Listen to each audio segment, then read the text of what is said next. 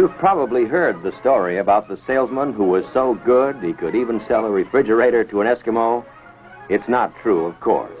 Eskimos don't need refrigerators. They have nature's own way of keeping their food cold. But in warmer climates, refrigeration is part of our daily lives. We use it to keep ourselves comfortable, to keep our food fresh, and our beverages cold. You might say that a refrigerator works by taking heat from the inside of the box and getting rid of it on the outside. Refrigeration is the transfer of heat from a place where it is not wanted to a place where it is unobjectionable. To do this, a refrigerator uses a unit inside the box that takes up heat and a unit outside the box that gets rid of it. These units are called the evaporator and the condenser. They are tied together by connecting lines, referred to as the suction line and the liquid line. Also in the system are the compressor, which is a pump, the expansion valve, and in many systems, the receiver, a kind of storage tank. A chemical substance called the refrigerant flows through the system. It's the refrigerant that picks up BTUs of heat from inside the box and discards them outside. In the process, the refrigerant changes from a liquid to a gas. Then, in the condenser, it changes back to a liquid. At the same time, the pressure increases in the compressor and decreases in the expansion valve.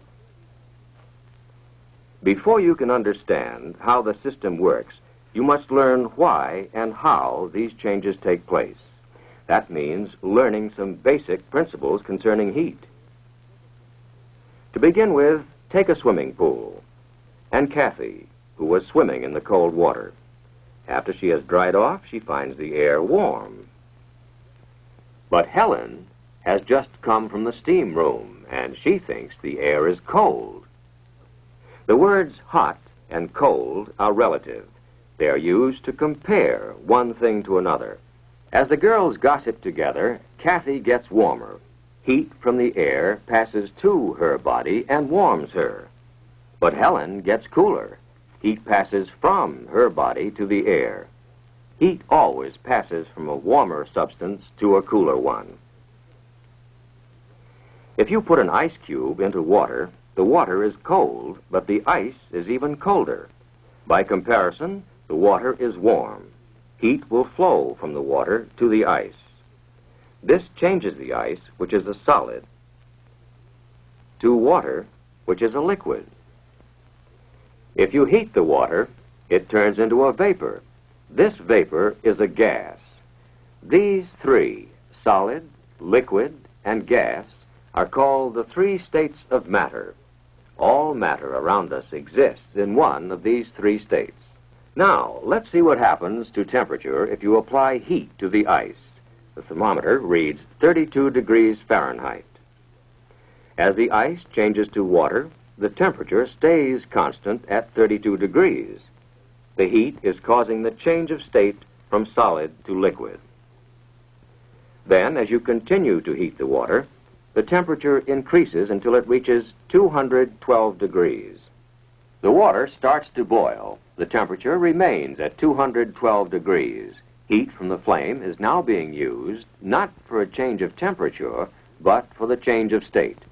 Remember, heat is taken in for the change from solid to liquid. heat is taken in for the change from liquid to gas. Now, a change of state is always accompanied by a gain or loss of heat. This is a very important point. Any substance takes in heat when it boils or changes from a liquid to a gas. And any substance gives off heat when it condenses or changes from a gas to a liquid. Here's a container filled with gas. We add a thermometer to measure the temperature of the gas and a pressure gauge to measure its pressure. What happens if you push in on the piston? Answer: the pressure increases and the temperature increases. Now let the piston out. The pressure goes down and the temperature goes down. The rule is, when a gas is compressed, the pressure goes up and the temperature goes up. When a gas is allowed to expand, the pressure goes down and the temperature goes down. It's true for any gas. Now let's see how a refrigerator works. We'll begin at the receiver, where the excess refrigerant is stored. It is in the liquid state and under high pressure. The high pressure forces the refrigerant through the liquid line to the expansion valve. This valve causes a pressure drop. The high-pressure liquid becomes a low-pressure liquid. This is like letting air slowly out of a balloon. The air in the balloon is still under high pressure, but the air that gets through expands and its pressure drops. In the same way, refrigerant that passes through the expansion valve expands, and its pressure drops. The low-pressure refrigerant flows into the evaporator. Now, if any of the food in the box is warmer than the refrigerant, heat will flow from the food to the evaporator. So, in the evaporator, the refrigerant takes in heat and begins to boil. Remember, any substance takes in heat when it changes from a liquid to a gas. The gas is sucked through the connecting line into the compressor. As the piston moves down, the suction valve opens. The gas is sucked into the compressor. As the piston starts up again, the suction valve is forced shut, and the discharge valve is pushed open. On this stroke, the gas is compressed. Remember what happens when gas is compressed? Pressure goes up, temperature goes up. The gas, now at high pressure and high temperature, flows into the condenser. The gas is hot, hotter than the surrounding air, so it gives up heat to the air. As the refrigerant loses heat, it starts changing back into a liquid. To complete the cycle, the liquid refrigerant returns to the receiver. Now let's review the whole thing. Refrigerant under high pressure flows from the receiver to the expansion valve. The valve causes a pressure drop. The evaporator takes in heat from the box. If anything in the box is hotter than the refrigerant, it gives up its heat to the refrigerant. As the refrigerant takes in heat, it changes from a liquid to a gas. Remember, any substance must take in heat in order to change from a liquid to a gas. The compressor sucks the vapor out of the evaporator and compresses it. This increases the pressure and temperature. The vapor is now hotter than the surrounding air. So, in the condenser, heat is given off to the air. As the refrigerant loses its heat, it changes from a gas to a liquid and flows into the receiver. Now let's consider some additional points that many refrigeration students have trouble understanding. In the evaporator, the temperature may be very low, perhaps 21 degrees below zero, and yet the refrigerant is boiling.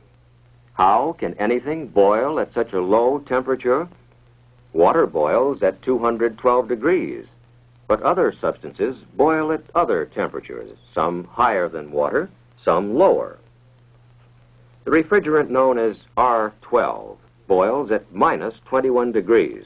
There's no mystery about it. It's simply a property of the substance. The refrigerant in the suction line is carrying all the heat it picked up in the box, but its temperature is only about 5 degrees above zero. If you touch the line, it feels cold. How can something that's cold be carrying a lot of heat?